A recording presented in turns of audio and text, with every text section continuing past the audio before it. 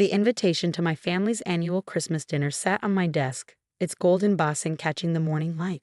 Next to it lay the latest copy of Forbes magazine, the one with my environmental consulting firm featured on the cover, though my face was carefully turned away from the camera. The irony wasn't lost on me. "Dr. Wright?" My assistant's voice came through the intercom. "The Morgan Development Group is here for their emergency consultation." I smiled, knowing exactly who would be walking through my door. "Send them up, Alice." 5 years ago, my family had laughed when I chose to pursue a PhD in environmental science instead of joining my father's real estate development company. Now that same company was facing environmental catastrophe, and they had no idea they were about to beg for help from the daughter they mocked. The memory of that Christmas dinner was still sharp as a thorn. I'd just been accepted into Stanford's environmental science program, ready to share my dreams of sustainable development with my family. Environmental science? My sister Victoria had snorted into her wine glass. "What are you going to do with that, Sophia?" "Hug trees." My father hadn't even looked up from his phone. "If you want to waste 4 years studying plants, that's your choice. But don't expect a position at Right Development when you're done." "It's not just about plants," I tried to explain. "It's about sustainable development, environmental impact assessment, protecting." "Protecting what?" My brother-in-law James had cut in. "Profit margins, because that's what matters in real estate, not some hippie crusade about saving the planet." Victoria had nodded smugly. "At least someone in this family understands business. James just closed that deal on the River Valley project." "How many millions was that again, darling?" "The River Valley project. If they'd only known then what that development would lead to. If they'd only listened when I tried to warn them about building on protected wetlands. But they hadn't listened. They never did." I'd left that dinner feeling like an alien in my own family. The next day, my father had called to make one final attempt at talking sense into me. "This environmental nonsense isn't a real career, Sophia," he'd said, his voice heavy with disappointment. "Victoria and James are already managing major projects. Meanwhile, you want to spend your time worrying about endangered frogs." I'd held my ground. "Someone has to worry about them, Dad. And someone has to make sure development doesn't destroy everything in its path." He'd hung up without saying goodbye. That was the last real conversation we'd had. I'd gone to Stanford, earned my PhD, and built my consulting firm, Eco Environmental Solutions, from the ground up. I'd kept my identity private, using my mother's maiden name professionally, letting my work speak for itself. And what work it was! In 5 years, ECO had become the most respected environmental consulting firm in the country. Major corporations paid millions for our assessments. Government agencies saw our expertise. When development projects faced environmental challenges, ECO was the first call they made. My family never connected Dr. Sophia Bennett, the reclusive founder of ECO, with their misguided daughter who'd chosen endangered frogs over real estate empires. But that was about to change. Through my office window, I watched my father's company car pull up to the building. Victoria and James would be with him. They always traveled as a unit when crisis struck. And this was definitely a crisis. The River Valley project, their biggest development to date, had hit a devastating snag. The protected wetlands they'd ignored in their planning were fighting back. Sinkholes had started appearing in their luxury housing sites. Protected species were surfacing in their construction zones. Environmental groups were threatening lawsuits. They needed ECO's help to save their billion-dollar project. More specifically, they needed my help, though they didn't know it yet. My phone buzzed. A text from Victoria. "This better not take long.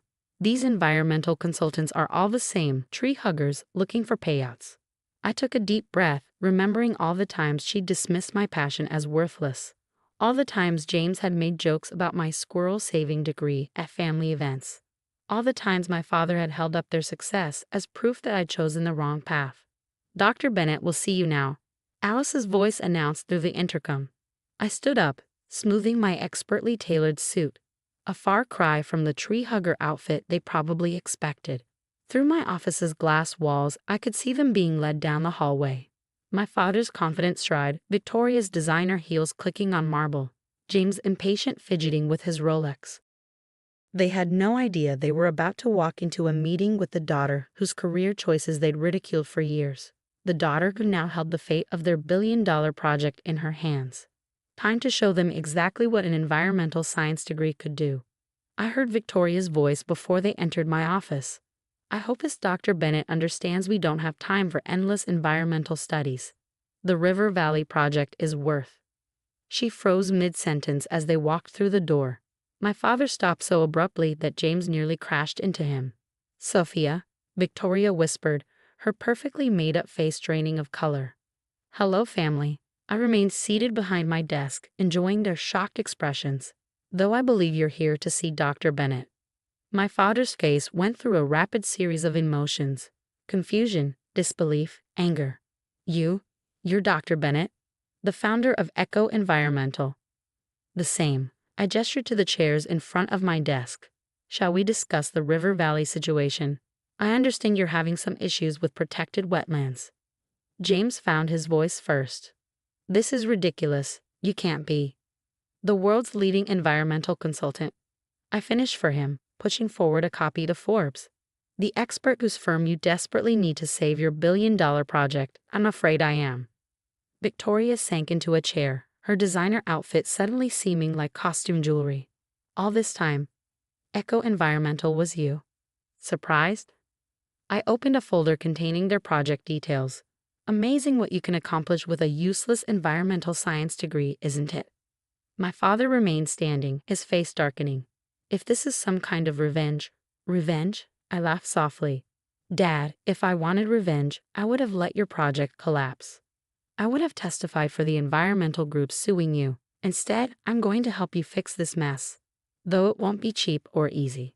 I stood up, walking to the wall of screens displaying data from the River Valley site.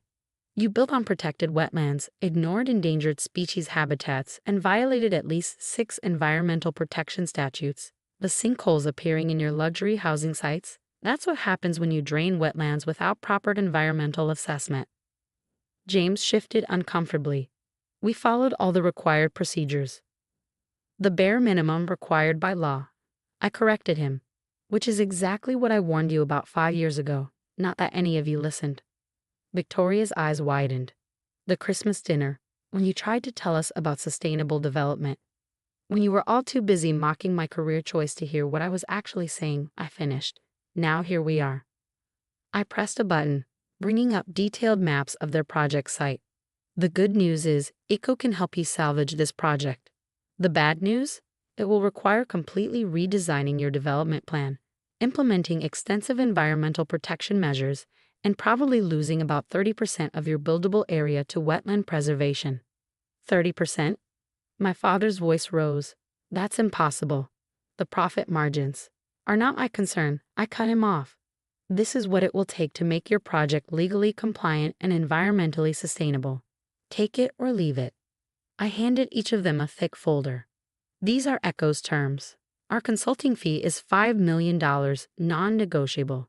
You have 24 hours to decide. Victoria flipped through the documents, her hands trembling slightly. $5 million?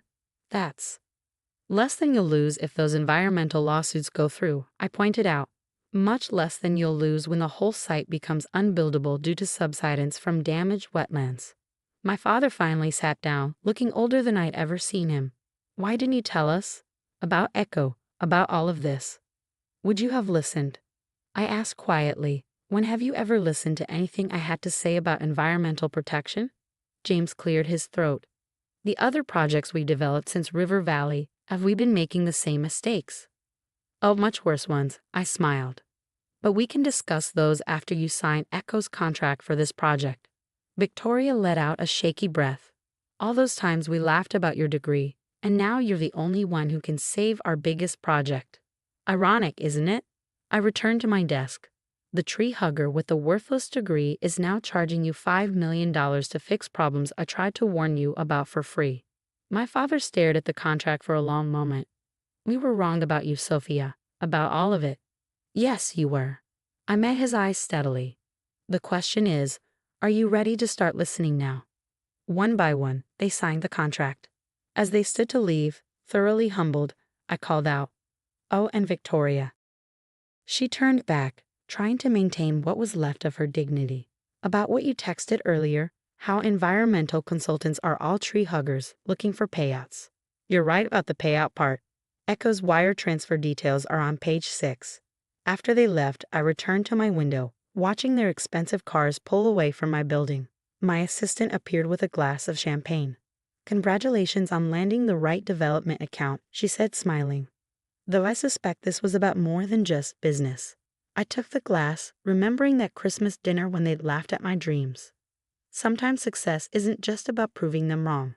It's about being so right that they have no choice but to pay you millions to fix their mistakes. The next family Christmas dinner was different. Gone were the snide comments about my career choice. Instead, my family members hung on my every word about environmental protection and sustainable development. Victoria had even enrolled in some environmental management courses. My father, he completely restructured Right Development's approach to environmental impact, making ICO their exclusive environmental consultant. It cost them millions, but saved them billions in potential disasters. And me? I finally let Forbes photograph my face for their follow-up article. Dr. Sophia Bennett, How the Tree Hugger Became Real Estate's Environmental Savior. Sometimes at night, I look out from my office at the city lights, thinking about how life comes full circle. My family had mocked my passion for environmental science, only to end up desperately needing that very expertise. The view from the top isn't about looking down on those who doubted you. It's about seeing clearly enough to help them avoid the pitfalls they never believed in. And sometimes, the best revenge isn't just success. It's success so essential that the people who mock you have to write you 7-figure checks just to stay in business. The daughter they dismissed as a tree hugger now sets environmental standards for the entire industry. That's not just revenge. That's evolution.